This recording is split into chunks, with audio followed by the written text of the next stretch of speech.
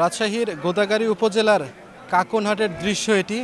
মূলত কাকনহাটে এটি কিন্তু শেষ হাট বসেছে। আপনারা জানেন যে আগামী 7ই জুন অনুষ্ঠিত হতে যাচ্ছে পবিত্র ঈদুল আজহা। এ উপলক্ষে আজকে কাকনহাটের সর্বশেষ যে হাট সেটি বসেছে। আপনারা দেখছেন যে কাকনহাটে আজকে প্রচুর পরিমাণ কোরবানির পশুর আমদানি হয়েছে, সেটি প্রায় 3000-এর কাছাকাছি এখানে কোরবানির পশু উঠেছে। আমরা ক্রেতা বিক্রেতা উভয়ের সঙ্গে কথা বলেছি। ক্রেতারা বিশেষ করে বলছেন যে সকাল থেকে তারা প্রচুর পরিমাণ গরুর আমদানি দেখেছে, তবে কেনার কিন্তু সুযোগ হয়নি, কারণ বিক্রেতারা এত বেশি দাম চাচ্ছেন তারা আসলে কিনতে পারছেন না। উল্টো বিক্রেতারা কিন্তু অন্য কথা বলছেন। বিক্রেতারা বলছেন গবাদি পশুর খাদ্য খাবারের দাম আসলে অনেক বেশি হয়, এবার তাদের লালন পালন করতে গিয়ে আসলে যে পরিমাণ খরচ হয়েছে এবার পশু বিক্রি করে আসলে সেই দামই উঠছে না, বিক্রেতারা এমন কথা বলছেন।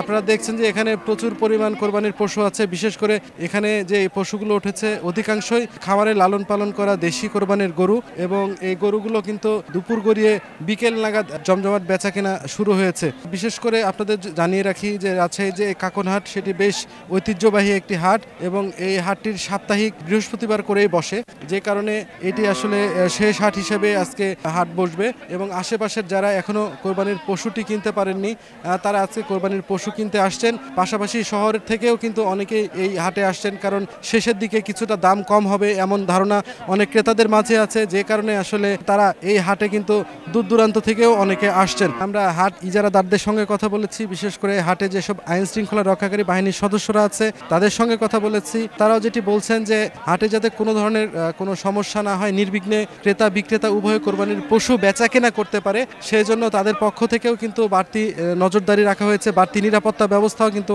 হাটে নেওয়া হয়েছে। পাশাপাশি হাট ইজারাদারদের পক্ষ থেকেও এখানে হাটে নিরাপত্তা কর্মী বাহিনী তারা দিয়েছেন, এবং হাটে জাল নোট শনাক্তকরণ মেশিন, বিশেষ করে ব্যাংকের বিভিন্ন কর্মকর্তারাও এখানে উপস্থিত আছে। পাশাপাশি এখানে ভেটেরিনারি টিম রয়েছে, যারা মনে করবেন যে তার কোরবানির পশুটি সুস্থ আছে কিনা, যারা কিনবেন তারা কিন্তু সেই সুযোগটিও এখানে পাবেন। ভাই, আপনার গরুর দাম কত চাচ্ছেন? দাম 95 চাচ্ছি ভাই। ক্রেতারা বলছে কত? 80 ভাঙিয়ে এরকম বলছে। কত হলে ছাড়বেন? 80-র উপরেই ভাই টার্গেট। কি অবস্থা হাটে কোরবানির পশুর দাম কেমন দেখছেন? একটু বেশি দাম, আজকে দামটা বেশি গরু অনুযায়ী, আর যতগুলো গরু উঠছে আজকে দামটা একটু বেশি যাচ্ছে। দাম কত চাচ্ছেন? 1,05,000। ক্রেতারা বলছে কত? 90। কত হলে ছাড়বেন? আমরা 95 হলে ছাড়বো।